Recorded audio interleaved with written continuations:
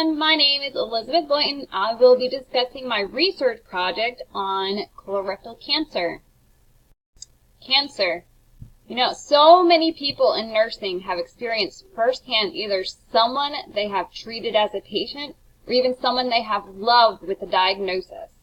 At my job in the endoscopy center, I've actually pre-assessed patients that are being screened for the first time for colorectal cancer at the age of 65. This could be very bad for the patient. I find myself asking, why did they wait so long? Is it an insurance issue or negligence on the patient knowing and caring about themselves? The rate of incidences might have decreased as a whole, but they have increased in the age of when colorectal cancer is detected. Colorectal cancer has been detected in healthy, younger adults less than 50 with no history of colorectal cancer in their family. Further, nearly 1/3 of rectal cancer patients are younger than age 55 years. 90% of patients are older than 50 years old. With this fact, screening initiation before age 50 years should be considered. A study done in 2017 found that incidence rates in adults increased by 3.2% per year in 20 to 39-year-olds since 1974. In adults age 40 to 54 years, the increase was by 2.3% per year since the beginning of the 1990s. The age of when to start screening for colorectal cancer has been in debate for a while to change from age 50 to 45. Moreover, Cancer Intervention and Surveillance Modeling Network researchers recently reported that beginning to screen for colorectal cancer at age 45 years is, quote, more effective and provide a more favorable balance between life years gained and screening burden than starting at age 50 years. Here are some key statistics. In 2016, it's estimated that almost 135,000 people were diagnosed with colon or rectal cancers. That's a lot of people. Since 1975, it looks like the survival rate, the 5-year survival rate, has gone up drastically. So that's really encouraging. And it seems as though these patients are getting more education as to when to get their colon cancer screenings. Here's another slide, just for statistics at a glance. Colon cancer is actually the second leading cause of cancer-related death in the U.S. Another key point on this slide is people with first-degree relatives, like a parent, sibling, or offspring, who has colon cancer have 2 to 3 times the risk of developing the disease. In 2012, the incident rates for colorectal cancer accounted for 10% of all cancer deaths. The rates have been decreasing, and this is due to the fact that more and more people are becoming aware of the screening and the timeline of when to get screened. But at any rate, colorectal cancer is still the 3rd most common cancer, and it's the 2nd leading cause of cancer-related death. The Center for Disease Control and Prevention recommends that anyone over age of 50 get screened and continue to get screened at regular intervals. The website also states that if there's a close relative that has had colorectal polyps or cancer, or are diagnosed with inflammatory bowel disease, have a genetic syndrome, they also should get screened earlier. So going back to my question as to, I don't understand why people don't get screened. In my research, I found that economy, high deductible insurance plans, the bowel prep that the patient actually has to go through, or even the lack of education as to when to get the colonoscopy all contributes to when and why they don't get screened. There are ways that even uninsured or underinsured patients can get their screenings completed at the appropriate time. Some of the patients that do not get screened at the appropriate time, either it's because they just didn't know that they were supposed to get screened due to the lack of education, or they just didn't know if they were going to be able to afford the procedure. So for those people comes Cologuard. It's a non-invasive form of collecting stool that you can send out to the Cologuard company, and they send you a pathology report. Based on the Affordable Care Act, Cologuard should be covered by most private insurers with no copay or deductible for eligible patients age 50 to 75. So Cologuard is not as effective as a colonoscopy because in a colonoscopy you can actually remove the polyps. However, it can detect 92% of colon cancers and 42% of high-risk precancers. Some of the risk factors that contribute to the colorectal cancer increase is associated with the Western lifestyle. These are some of the risk factors. Include smoking, excessive body weight, diet, which include consumption of alcohol, red processed meats, low consumption of fruits and vegetables, the decreased dietary fiber and calcium, lack of physical activity. These are all risk factors for colorectal cancer. So all of these risk factors might seem like a lot, but if you think about it, these are the risk factors that can be changed in the patient.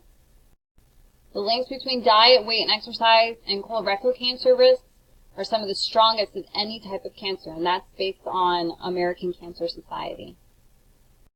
Another fact from the American Cancer Society is the diets that are high in red meat, such as beef, pork, lamb, or liver, and processed meats like good old hot dogs and some lunch meats, raise your colorectal cancer risk dramatically.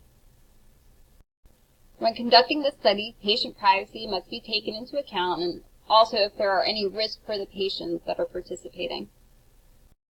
Cancer can be a very scary thing, especially because it is likely that the patient knows someone that has had cancer. For some, it is scary because it is the unknown. What if they did have cancer? Are they going to die? What are the treatment options? All things considered, emotional trepidation is a major issue. Having the knowledge of different support groups and agencies will be given to the patient if the diagnosis is that of cancer. Knowing different agencies for referring patients to get further information is significant in aiding patients through their diagnosis, as well as being their advocate during this time of uncertainty. Cancer is a very overwhelming diagnosis. Knowing all of the supportive information I can provide to my patient will aid in the process. All personal health identifiers would be kept secret and confidential. Identifiable health information is information that is a subset of health information, including demographic information collected from an individual, created, received. I guess read the rest of that. Basically, it goes over everything that says about the patient medically that can be linked back to the patient. It's considered secret and confidential. In many studies, the patients are not informed and educated on what they are signing. Even at the dentist's office, you really read all of the papers that you're signing before your procedure at the dentist's office? I don't think so. During the study, examiner will be conducting informed consent to make sure that they actually do understand what they're signing, explaining the background of the study, the risks, and we may even consider a small monetary gift card. But before the patient signs informed consent, I think it's really important to actually find out how the patients learn. Is it by reading, writing, demonstration, pictures? I believe it's really important, and sometimes nurses don't really assess for how patients learn. There will be extra literature given, including pictures as far as the risks and benefits for getting the colonoscopy. Studies that are being researched need to consider the three components of the Belmont report. Respect per person is when each person is treated autonomously and that the individuals know that they are entitled to protection. And this is based off of Office for Human Research Protection. Autonomous individuals who are capable of understanding and weighing the benefits and risks of the proposed study are competent to give consent. Not every patient is going to have the mental capacity to actually make these decisions to take part in the study. For those patients, the risk versus benefit of the study will be evaluated. The patients will also have the right to leave the study at any given time. Securing and ensuring that the patient maintains their well-being and is being protected from harm is practicing beneficence. Beneficence is do no harm and maximize possible benefits and minimize possible harms. The last consideration is justice. An injustice occurs when some benefit to which a person is entitled is denied without good reason, or when some burden is imposed. Justice and risk should be examined and moderated during all aspects of the study. Justice is also shown when the patient is treated fairly and receives what they are owed. This study will apply all aspects of applying respect for persons, beneficence, and justice. American Cancer Society has different types of grants. There are different areas of research that someone can apply for as well. As of March 1st, 2018, there are a total of 755 grants available. Colorectal cancer accounts for 92, while breast cancer has 162.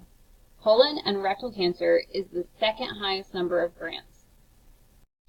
The amount of money for colorectal cancer grants is $55 million. Breast cancer is $91 million. The American Cancer Society is the nation's largest private, not-for-profit source of funds for scientists studying cancer. The American Cancer Society focuses its funds on investigator-initiated, peer-reviewed proposals. This type of process ensures that the researcher will be capable of establishing the study properly. It also enables the researcher to have an intellectual freedom, which encourages discovery in areas that scientists believe are the most likely to solve the problems of cancer. The American Cancer Society awards research grants and fellowships to promising early career scientists with unique hypotheses for cancer prevention and study, fostering the next generation of cancer research and creating a strong foundation of preliminary evidence to make scientific advancements.